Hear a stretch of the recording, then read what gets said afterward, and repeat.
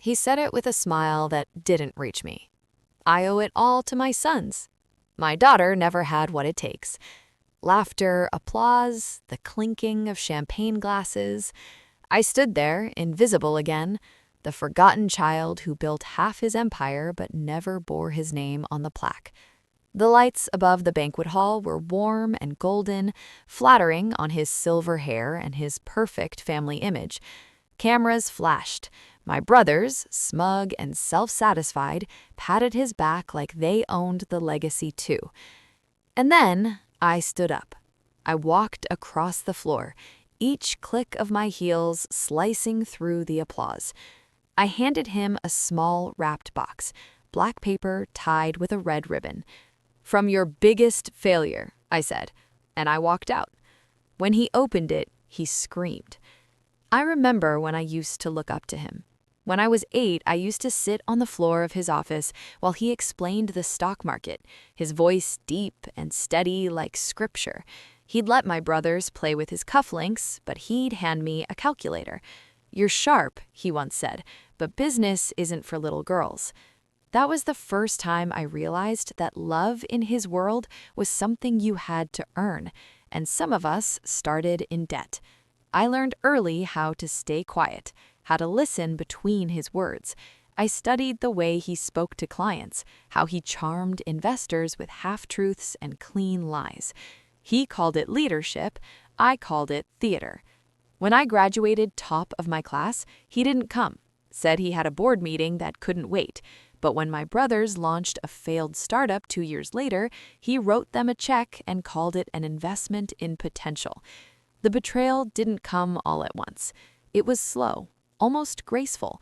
When I joined his company, I thought it was my chance to prove myself. I worked twice the hours, triple the effort.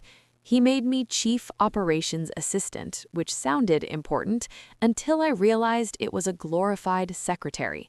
Then one night, I was finalizing a client report in his office while he was out of town. I clicked open a folder meant for the board. My name was in it. Reassign her duties. She's detail-oriented but lacks leadership instincts. Keep her busy, quietly phase her out. His signature was at the bottom. That night, something in me went still. I didn't quit. I didn't confront him. Instead, I watched. I listened. I learned. He had secrets buried under corporate polish, offshore accounts, falsified earnings, private transfers hidden through shell companies under my brothers' names. He thought no one would ever look too closely. He was right. No one did, except me. I spent months piecing it together, line by line, ledger by ledger. I traced every cent until I knew exactly how to destroy him. Not with rage, but precision. I began small. A few anonymous emails to the board, to the auditors, subtle, timed, delayed. I didn't want suspicion, I wanted certainty. Then I transferred select documents to the regulatory authorities. Nothing traced back to me. He'd always said, information is power. He just never realized I'd been listening. When the retirement gala was announced, it was perfect. A farewell tour before his inevitable investigation.